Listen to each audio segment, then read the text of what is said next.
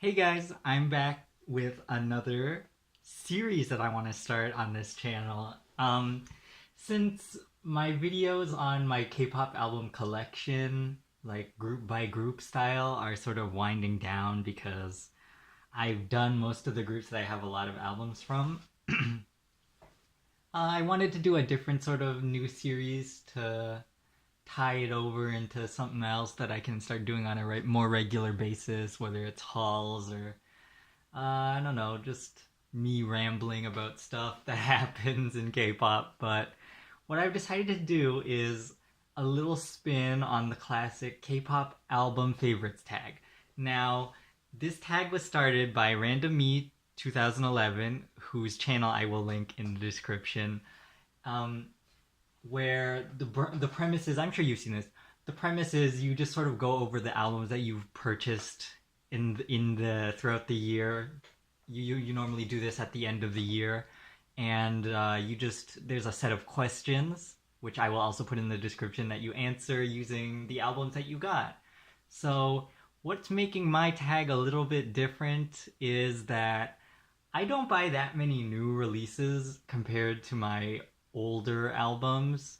And since I'm pretty new to the YouTube thing, making YouTube videos, I never had a chance to do the older tags. Like, I always watched them every year, but I didn't do YouTube at the time, so I wasn't able to get in on the fun. But I think this is a fun way for me to throw my opinions in there, have them heard for the albums in the past. So starting this week, I'll probably upload these either once a week or once every like week and a half, 2 weeks, something like that until we're done.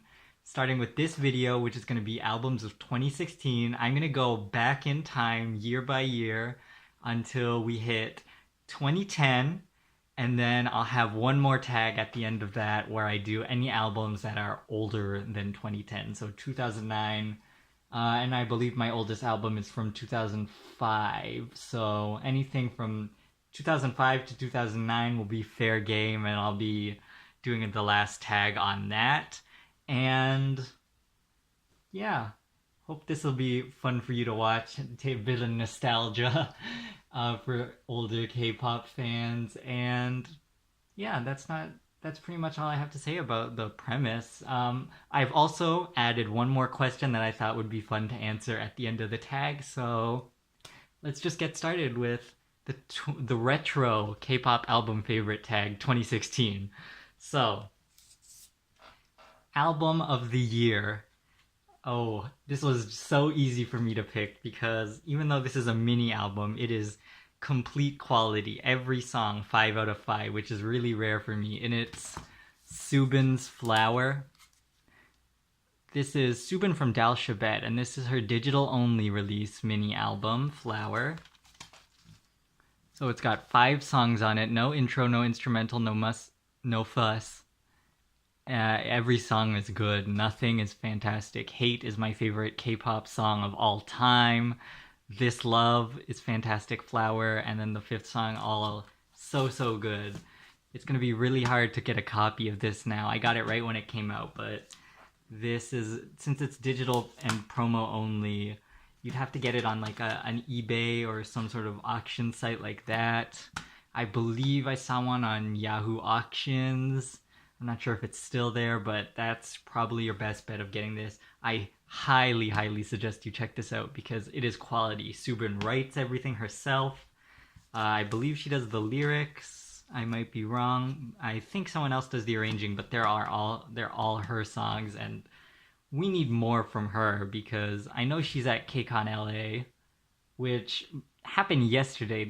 I believe today is day 2 of KCON LA, and I don't know why I am not there. I'm stuck in Canada while Davichi is singing their hearts out in LA, and I'm so sad because they killed it. I watched the there's a Davichi YouTube channel that posts a lot of Davichi content, and they posted the songs that they did at KCON LA. They did Nostalgia, they did This Love from the Descendants of the Sun OST, and they did 8282. Long tangent, but yeah, I'm so sad I missed that. But yes, best album of the year, 2016, Subin's Flower. Next is best photo book concept. I went with something that I enjoyed a lot when I first got this, and it is Rainbow's Prism album.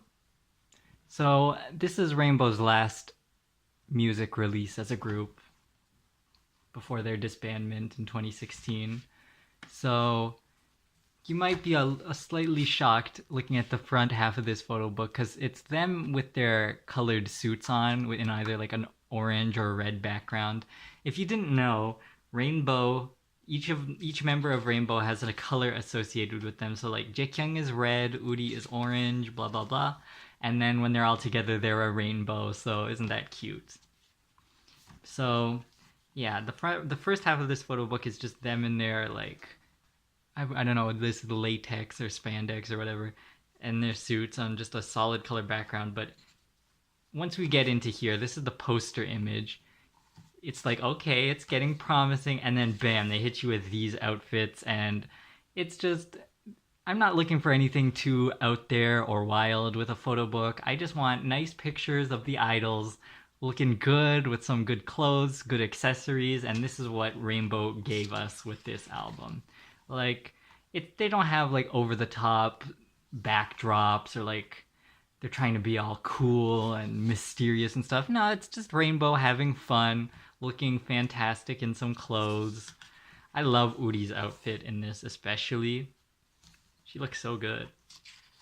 But yeah, it's just great pictures of Rainbow. And it doesn't need anything more than what they gave us. So I am super happy with this photo book, and yeah. So nice to see all 7 of them, but you can pretty much do that now on their Instagrams. They're still all up in each other's Instagrams. I think a couple days ago I saw them all. Well, not all of them. It's usually like 4 or 5 of them. You know, they're busy women, but they go to eat so often and hang out. It's like, you know, they were the closest group. Like 7 of them stayed together for 7 years, no member changes, no nothing. And now they're all still friends. They're always up in each other's Instagram, even though they're not a group anymore. And I love Rainbow. So, favorite packaging of the year.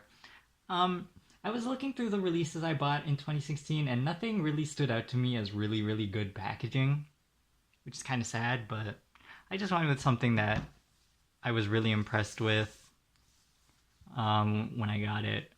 It's Tiara's Remember. This is the Ti Amo album.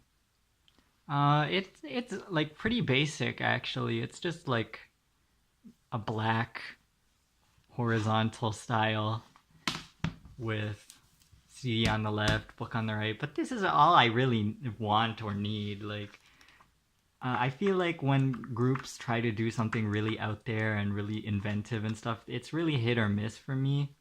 And just a solid packaging like this is all I really want. Look how cute Borum is too. I love this photo book. This was a contender for photo book of the year too, but yeah. This is all I really need in a packaging. Nice photo book, stable CD, hardcover. No issues with this at all. Love this. Another thing that I liked was B1A4's Good Timing album. That was also really good. It's pretty much just this, but like vertical. So, but it's sort of harder to flip the pages of the photo book in that one. So I went with this one because you got long style pictures rather than it being tall and the spine being super long, and then you're like scared to pull it back or else you'll bend the pages, you know? So I went with this one.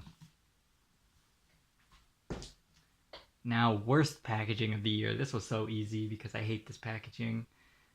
If this wasn't such a good price when I found it, I would never have bought it, or it wouldn't have been high up on my list. It's Stellar's Cry, their 7th single. If you have 17 Carat album, this is its long lost ugly cousin, because it's like they give you this slip cover, right? And then inside you get this poster, and then like the lyric book also folds out, and it has the CD. The CD is in here, believe it or not. Let's see if we can find it. Expect you to do origami every time. Like, I just want to listen to music. I don't want to have to do origami to get to my album. Okay, here's the CD. Pictures are like oddly placed. Uh, the lyrics are like there for some reason, and then like there's more pictures on the back, but it's like, how am I supposed to find these things if I want to find these things? And then over here, let's not even talk about this, because this is just a folded poster, which I already do not like. Folded poster in K-pop albums, even when it's done better than this, but this is just... If this was just a regular poster, I'd buy this poster. Like a regular version of this, if they had it. I don't know if they do, but I'd buy that. But this is like, I don't want this. So, yeah, and then you gotta like slide it back in here, which is... I hate slip covers too, because there's always something in the middle that catches on, or something on the photo books catches on the sides of the album, so yeah. But yeah, I did get a really good deal on this. It was like $30, Canadian that is, for a signed Stellar Cry album, so I got it. It's a promo, so yeah. Happy to have it, but I wish it was in better packaging, because Stellar has had better packaging.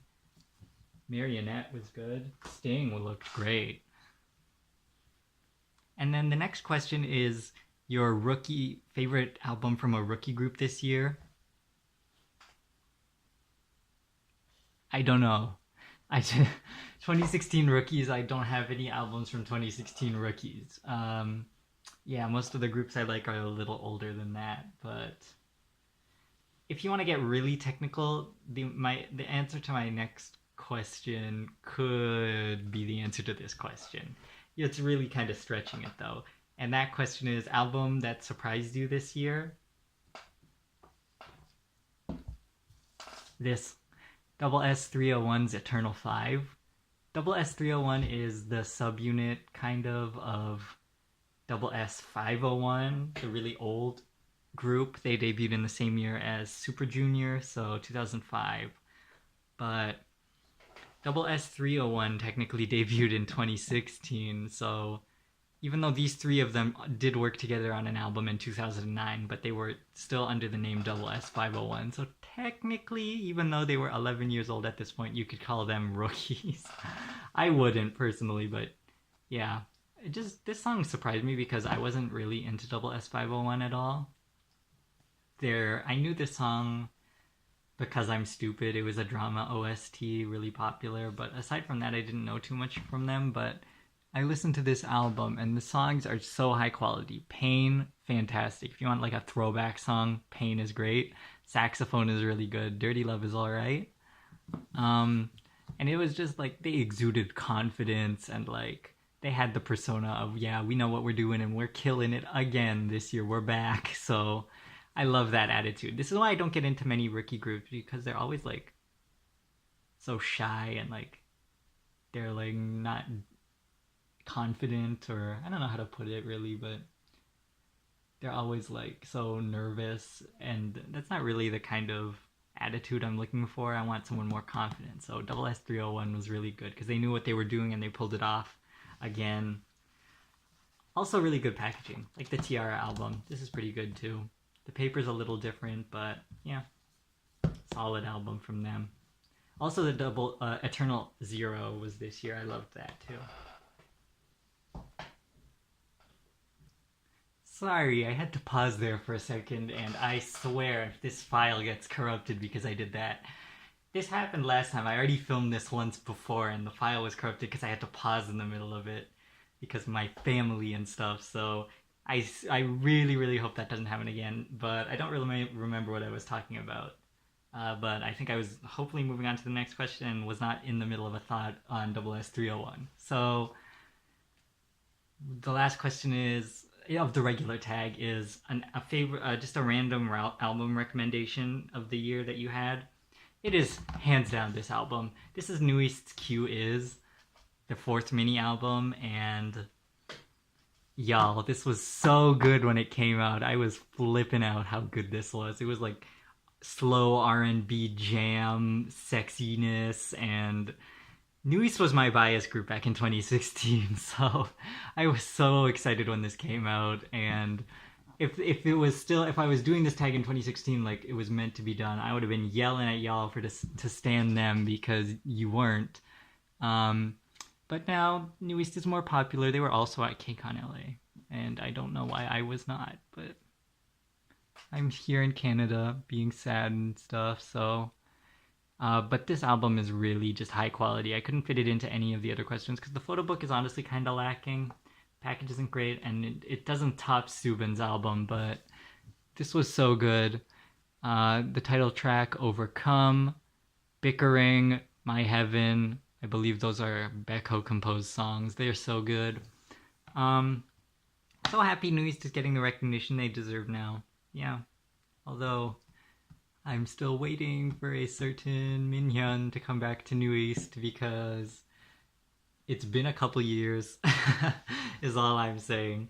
I can only take New East W for so long. The W means waiting, so I'm tired of waiting. I need Minhyun to come back and we can have OT5. And then one more question that I thought I'd like to add in this tag is, what release from 2015 did you not get that you are still wanting to get? Did I say 2015? I meant 2016. Sorry. But I have a few answers to this because there are 3 albums from 2016 that I really, really want to get and have not had a chance to pick up yet. The first is Sandal from B1A4, his solo album, his debut album, Stay As You Are. Really want that. The MV is so cute. If you haven't seen the MV for that, go do yourself a favor and watch it.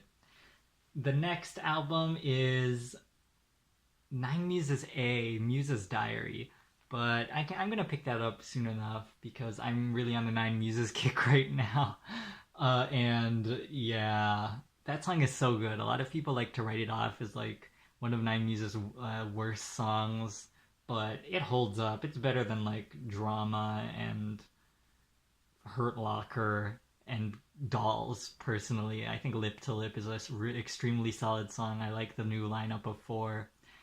Yeah, I have no problem with that album, and I love that album, so I'm going to be getting it soon. And the last album from 2016 that I needed to get is You Kiss Stalker. You Kiss hadn't come out with anything for a while, and we were waiting, and then they came back with Stalker, which was a really solid song from them. Like, it's the electronic dance song that we all wanted from them, and good concept. They all looked good. It was a solid album, so I'm thinking of picking it up. It's not high priority, but I do eventually want to get it. So that was my retro K-pop album favorites tag for 2016. Do stick around because in the following weeks, months, I will be doing, I believe, 6 more of these videos where I go further and further back in time and get more and more excited. In the 2011 video, I'm gonna like get so excited, I swear. So yeah, and the next video after this is 2015, and then 2014, 2013, blah blah blah, all the way back until 2009 and older will be the last video. I hope you enjoy this style of video. Leave me a comment if you do, because it's nice to talk with you guys. I love reading comments. So yeah, if you enjoyed these, let me know, and leave your answers down below. If you haven't had a chance to do the tag, then I'd be interested in hearing what your albums of the year were, and I hope you stay tuned and are excited for the more retro tags to come. So that's it for me right now. See ya.